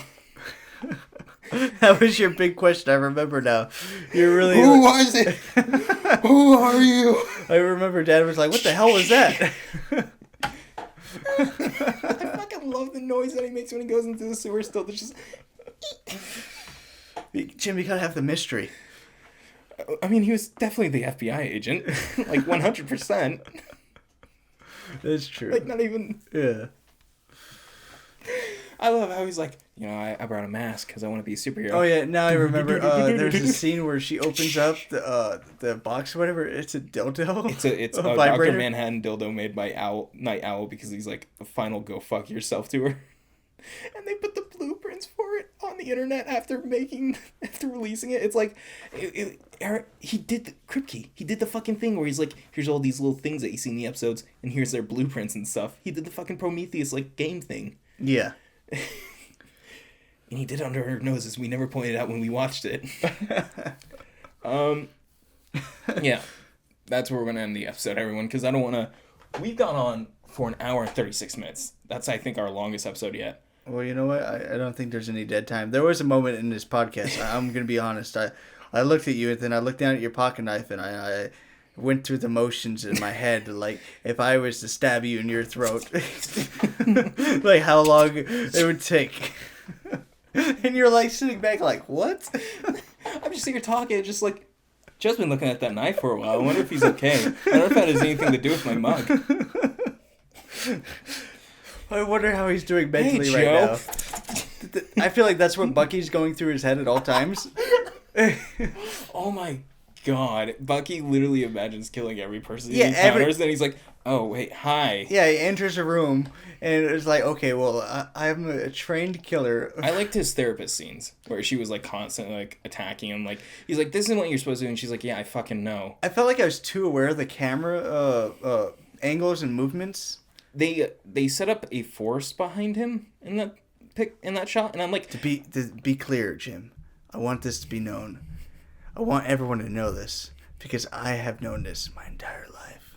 That is my favorite type of tree. That's what you were gonna say. Yes, the white birch is my favorite tree. I love it. I agree. White birch is very nice, especially when like you have it as furniture. It's very nice. If you drive through a whole forest full of those, I've done it before. Cut them down. Take them with you. No, it's beautiful. Never seen anything more beautiful in my life than. I thought they were gonna use the shot like where it looks like he's standing in the woods and like it pulls out yeah, of that'd focus. be really cool. 'Cause that's what I thought it was. I'm like, they set up the trees and everything. It's like in a Venom where they have the TV screen. It's like the ocean that cuts the eddy on like a table and everything. I was like, that's what it's gonna be. With that shot, it really reminded me of like I can't put my finger on what show or movie Clarice. where you In the Clarice Yeah? TV show, that is 100% what the therapist scenes with her I and need her to see therapist it. feel like. Well, it reminded me of like when they're trying to let you know where the character feels alienated and irritated, like, but then they kept on doing this weird, like, almost a Dutch angle, close up of the therapist's eyes. I'm like, what are you doing from the side? I'm like, I hate this look. But then they cut back to him, and then you get like, okay, well now you're getting close into both the characters talking. You see how they look at each other and everything. Yeah. Like Bucky's looking at her like kind of. Yeah. It's neat. I like those scenes. I like Bucky. That's why I'm watching the show. I'm interested in Sam. I need to see more. I like Anthony Mackie. Don't get me wrong. I could go get me some more of that Black Mirror episode. I still haven't seen it. I haven't seen any of the new season. I haven't. You haven't seen the episode I'm talking about? I haven't seen Just kiss me, most man. of it. I haven't seen most of it, Joe. The most I've seen of it is when you brought me over to tell me I look like Jesse Plemons. Jim. You betrayed me that night. I was like, man, Joe's never been this close with me. Last time I was over at Joe's house, I helped him build a couch, and that was the longest I've been here. I've been like in his company and everything. After and that, I'm like, get out. That's exactly what it was. We were like talking about Futurama and like the fan film that was getting made and everything. We were like, Then I finally watched it, and I'm like really disappointed. Oh, we were like so hyped, and we watched the trailer. We were like, oh, this is amazing, and it's like, it's kind of alright. Yeah.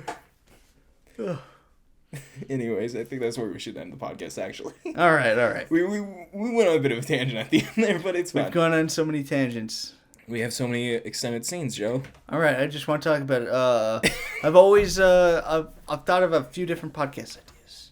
Real quick, what did you think of the blood in Justice League? The amount of blood that they used to add to it. I don't remember any blood. There's a lot of blood. There's a lot of blood. Like, especially in the scene where Steppenwolf is interrogating the Atlantean when he throws him against the rock. Oh. Not only does he paralyze him, the rock becomes like fucking splattered I with thought his of blood. that when it happened, when he threw him against the rock. I was like, well, that guy's obviously dead. The back of his skull would be cracked open on the rock. And then I think, well, obviously he's tough skin. He's an Atlantean. He lives at like the low steps. But also, like, you see that he's become paralyzed. Like, in the moment that he was thrown against, he like literally couldn't move. He's just fucking, like, stuck I out, noticed like, that. Oh my god, there's actual continuity. The fucking Atlantean, the Amazons getting slaughtered, getting the one with that got his throat fucking sliced by the axe in that one scene. Yeah. Somehow, despite people getting cleaved in half, that one was the most like fucking like, oh my god. I was less focused on the blood and more focused on the architectural destruction, including the monument that was already destroyed, all the marble work and concrete that was destroyed in the battle that was going on with the Justice League. Ben Parker was on the boards. You've seen that, right? I've seen the memes. DC cares more about Spider-Man's uncle than Marvel does. Insert meme, Jim, of Tobey Maguire saying, "I forgive you." I forgive you. People I've seen that meme come up a while. Like everyone like looking at Zack Snyder's Justice League, like, I forgive you. You were gonna say something before I cut you off. I'm sorry. Some podcast ideas. 6 Degrees of Jim and Joe, where we like get ourselves on tangents. Oh, dude, an episode just purely full of us fucking around. Yeah. Then our food podcast, obviously. Food podcast, interesting idea there. Then there's one where it's like, does it still hold up? But ooh, where we go? Okay, go back to things. I like that. I feel like our first episode, does it still hold up? No. I feel like there's something that already exists in that realm. I'm not sure if someone already has that market taken up. I'm sure. I think maybe Screen Junkies made old videos of that. I don't know if they're still on the same par that they used to be 5 years ago. When they started the Screen Junkies League of like where they remember the video where they assemble all the YouTube video critics together. You have fucking Chris Stuckman. You have Jeremy Johns. Like, what were they doing? I still remember when you showed me the Screen Junkies thing and you explained to me all the hidden drama between the cast members. Oh, too. Jim, there's so much. It's still my favorite thing because you're like, you can see the anger. And I'm like, oh my god, you can't. And you're like, you go back through all the videos and it's like every time they're on it together, you can see the anger between them. Like, you can see there's so much hidden like drama here. Dan, who would always wear a hat because he's bald, with that one guy that got canceled. Popcorn Planet is his channel now. That guy, Popcorn Planet guy, I forgot. Don't know his fucking name. I keep forgetting it. But he got canceled for all kinds of sexual harassment and assault, whatever. By the way, this past 10 minutes is the perfect reason we should be doing the 6 Degrees of Jim and Joe. Well, he makes these videos now. They're just complete clickbait. Right. And that's all the internet they're is not anymore. they're not just clickbait, but they're 15, 20-minute videos of nonsense. Oh God, no. Spreading it out. Here's the thing. Every time I edit and I need to like remember how I do something, I look it up. It's always like you can very rarely find like the 1 minute videos that are just literally showing you how to do it. It's always like fucking 12-minute videos on how to edit. Give me a 5-minute video of your clickbait article on let's just look it up. I'm gonna This is our setup for the 6 Degrees of Jim and Joe. This is the reason we should make it. This is the uncut podcast, Jim. This is the uncut uncut podcast. That probably exists. Celluloid Slaughter. The Redenzic cut. Oh God. All right, pull up his videos.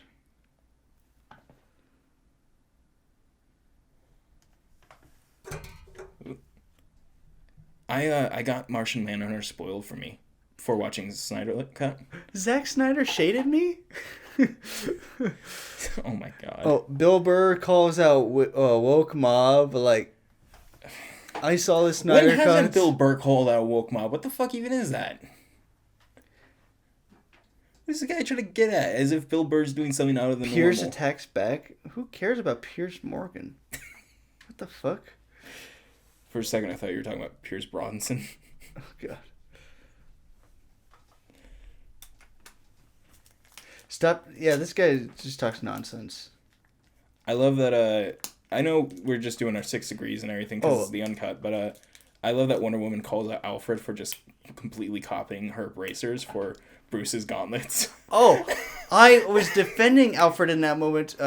Mara was telling me. No, it's completely logical to Mara do it, though. was saying he is mansplaining to her, and I was like, when she's making the tea, she was like, oh, he's mansplaining to her. No, he's a butler, and this is That's what he right. does That's for what I a was living. thinking. I was like, it's like he sees somebody else doing something, and he's like, well, no. He's a proper English gentleman. And No, that was the thing. It was like, he's been a butler who's been doing this for how long, but also she's been alive for how long. It's like... Exactly. Wonder Woman's completely aware of how to do it, but she's like, it's... I see where she's come from, and I see where I was coming from, where Alfred was coming from, and like they're both going at each other because They're both right. He's old fashioned, like a British, and he's like, oh, I need to show you how to make tea because I've seen Bruce do it, and he makes horrible tea. I've seen Haunting a Bly Manor, where there's that same sequence where they're trying to make tea. And it goes wrong because the American girl doesn't know how to make English tea, and they're like, ooh.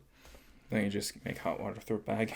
Yeah. I don't drink tea. I've never made tea. I have no inkling to drink it. That's the only way I've ever drinking hot tea, but they do it differently, and I want to try it. We're gonna make tea Alfred's way. I'm sure there's a video on YouTube that could about be a it. nice segment and everything. Just like You hear that, binging with Babish? Here's a video idea. Yeah. Like How to make tea. Alfred's. How to make Alfred's tea. Yes. Miss Prince. Prince. I feel like that's a good note to end off on. Yeah. We're gonna end it there. Spilling the tea with Alfred. Spilling the tea with Alfred. That's a good idea. Alfred just gossiping. His podcast. Master Wayne is just running out. Batman every I night, watched. oh my God, I would kill for that. Dead Ringers by David Cronenberg recently, and I appreciate Jeremy Irons' acting. He's the special effect of that movie, Joe. He is the special effect, and fuck, I really wish I got more of him in this. That was the one thing I realized is that like in Joss Whedon's, Alfred's a bit more in there. Yeah. But then like when you actually compare it to how much runtime he has in this one, it's like he's in here more. I love that he doesn't exactly have a place. Like Bruce Wayne's like, I work for him. Then you get J.K. Simmons in this, and I love the setup just slightly for J.K. and it's like there's more. Yeah. Because they thought they were going to get a Batman movie. They're like, oh, J.K., this is a setup for him. I wanted to see him shirtless though. Like there's got to be a scene where he just. Oh my God, dude, he's he so got jacked. buff too. Yeah. I want to see shirtless J.K. I just want to see him just like changing his clothes. Maybe he spills coffee on himself, and he's in his office taking off his shirt. Imagine if that's what we got in the Batman movie. It's like in Shaun of the Dead, where like they're all changing and everything. But in this one, it's like he's changing out of like his uniform and everything, and like you just see like the total of like 20 years of working with Batman, what it's done to him. Fucked up body, scar. He looks like Batman. His body's scarred. It's all like just fucking jacked and everything. All right, here's the setup. And then he puts on a bat suit. Here's the setup for the scene, Jim. All right, he's in his office and maybe he spills coffee on himself. tears off his shirt and everything, and someone's walking in with papers, and they see him like, oh, Yeah, it's the Christmas guy. It's the it's the guy who's talking to. Who's just no, Commissioner. You get Sam Raimi's brother from Spider-Man 2. You have him walking in. You have a cameo like that. He's gonna have a hand. He's handing him some papers. Oh, I'll come back. And he sees how scarred and Buffy is. He's like, whoa.